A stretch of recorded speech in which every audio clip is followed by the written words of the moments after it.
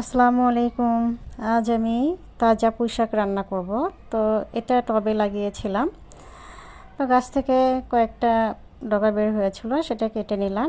কেটে নিয়ে এসে আমি কাটে বাছে ধুয়ে পরিষ্কার করে নিয়েছি। এর মধ্যে আলু দিয়েছি, একটা বেগুন কেটে দিয়েছি, আর পুঁই শাকের ডগাটা দিয়েছি। পুঁই শাকের পাতাটা আমি পরে অ্যাড করব। তো এখানে পেঁয়াজ দিলাম, কাঁচামরিচ দিলাম, হলুদ দিলাম, লবণ দিলাম, আর সামান্য একটু জিরা বাটা দিয়েছি।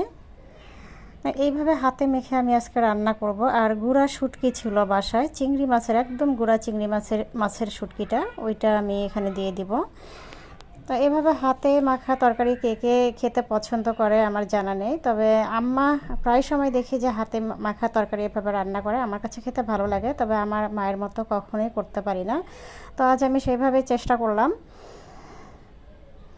তো জানি না খেতে কেমন হবে, তারপরেও সব কিছু দিয়ে আমি হাতে মাখিয়ে নিচ্ছি। এখন পানি দিয়ে বসিয়ে দিব। তো তাজা তাজা পুঁই শাকের ডগা দিয়ে পুঁই শাক দিয়ে রান্না নিশ্চয়ই ভালো হবে। আর আমরা যারা শহরের মধ্যে থাকি তারা আসলে তাজা সবজি খেতেই পাই না। তারপর যতটুকু আমাদের ভাগ্যে আসে বা টবে লাগাই, সেটা যদি পেয়ে যাই তাহলে সেটা আমাদের কাছে অমৃত হয়ে যায়, মানে না পাইলে যা আর কি হয়।